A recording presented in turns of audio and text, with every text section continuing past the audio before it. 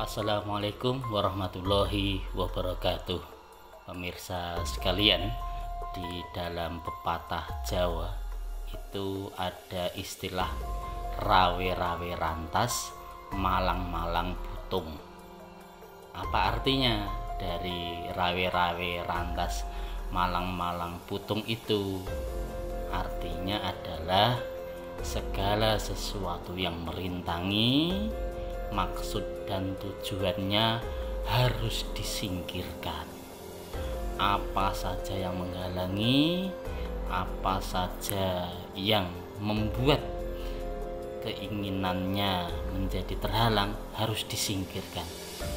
Itu arti dari rawe-rawe rantas, malang-malang putung. Tapi kalau dari slogan atau dari pepatah rawe-rawe rantas, malang-malang putung ini kemudian berubah menjadi cawe-cawe lantas, malamnya langsung nikung, kira-kira seperti apa pemirsa sekalian? Wah, ini jadi repot nanti. Yang awalnya rawe-rawe lantas, malang-malang putung, malah jadinya cawe-cawe lantas, malamnya langsung nikung. Pemirsa sekalian, kata cawe-cawe ini artinya cawe-cawe itu ingin terlibat. Ini menjadi polemik ketika seorang presiden itu mengucapkan dalam konteks ketika yang bersangkutan sudah berada di akhir masa jabatan.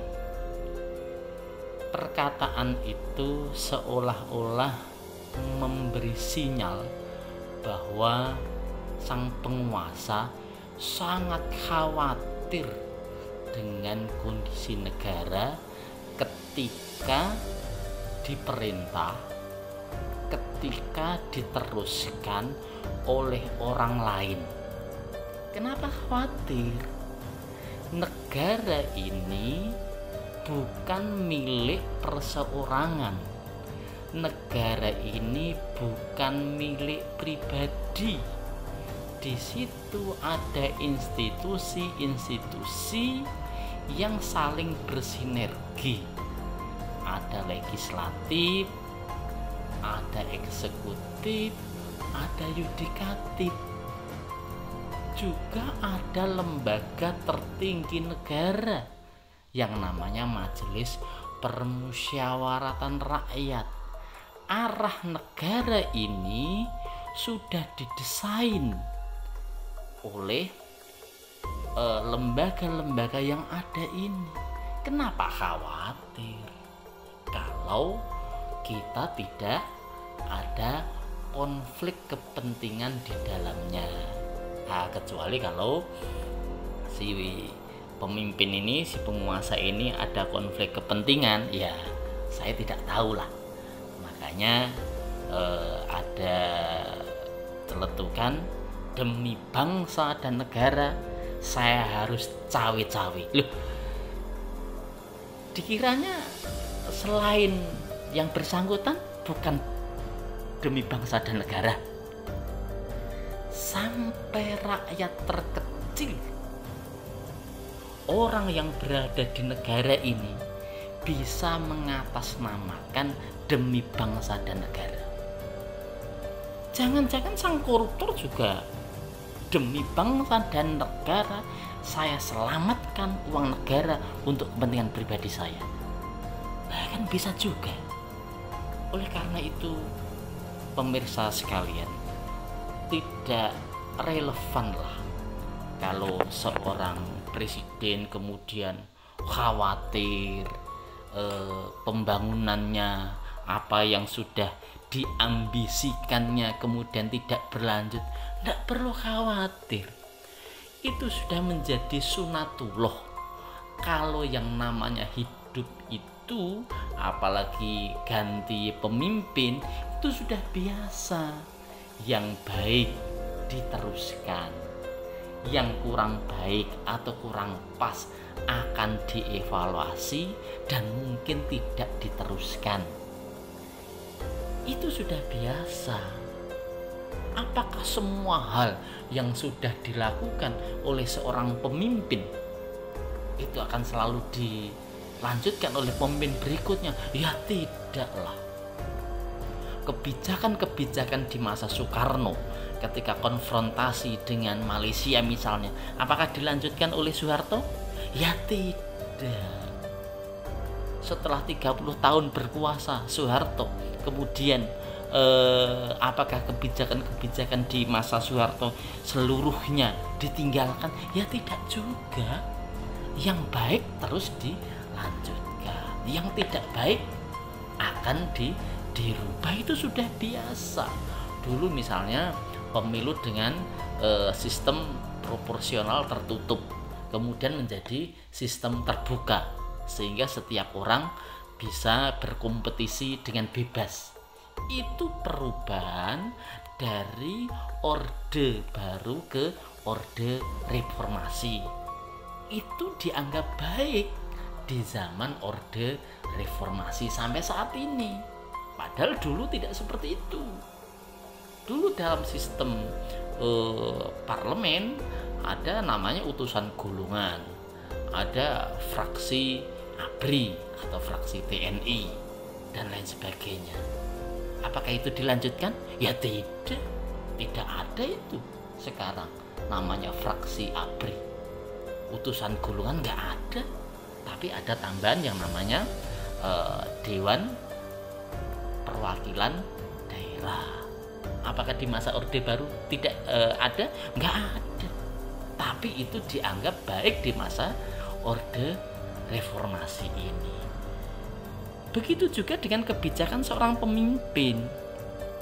Di satu periode bagus, kemudian di periode berikutnya dianggap tidak bagus, ya wajar saja dievaluasi, wajar saja.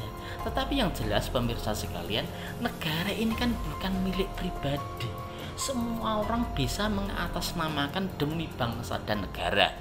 Tapi semuanya kan ada aturannya. Tidak bisa sembarangan, tidak semau-maunya. Kemudian mengeluarkan statement, saya harus cawe-cawe. Artinya saya harus terlibat, saya harus memikirkan. Sudahlah. Tahun 2024 kekuasaanmu selesai. Selenggarakanlah Anda ini sebagai penyelenggara pemilu yang punya tanggung jawab secara moral untuk mensukseskan pemilu dengan jurdil, luber, langsung, umum, bebas, rahasia, jujur dan adil. Sudah, kawal, pastikan bahwa pemilu itu berjalan dengan luber dan jurdil. Lah kalau kemudian cawe-cawe ini kemudian dilanjutkan menjadi cawe-cawe lantas, malamnya langsung nikung, seperti apa? Padahal sebenarnya yang pas itu adalah rawe-rawe lantas, malang-malang butung.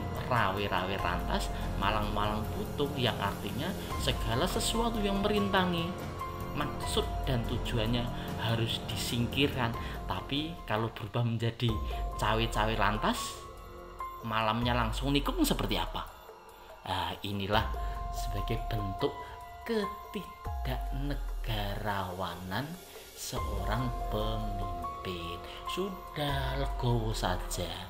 Anda sudah dikasih kesempatan 10 tahun, dikasih kesempatan 2 periode memimpin dengan berbagai kontroversinya. Sudahlah,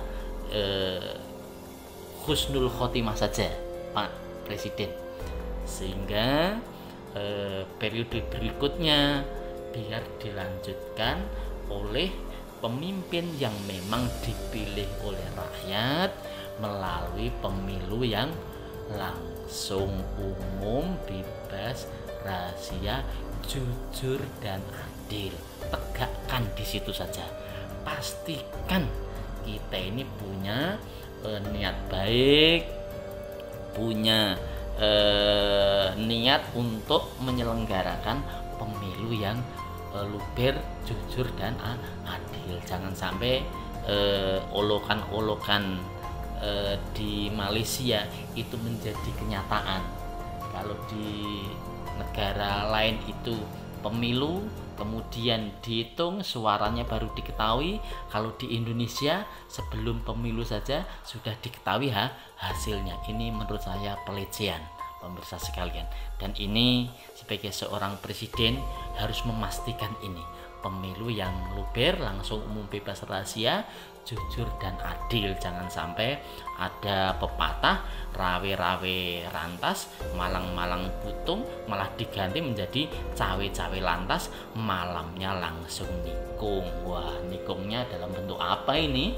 Ya nggak tahu lah, mungkin KPU-nya yang ditikung dan lain sebagainya. Ya mungkin pemirsa sekalian tahu apa itu arti dari cawe-cawe lantas malamnya langsung nikung. Ya itu wallahu a'lam bishawab lah, Allah yang maha tahu. Wabillahi taufiq wal hidayah. Wassalamualaikum warahmatullahi wabarakatuh.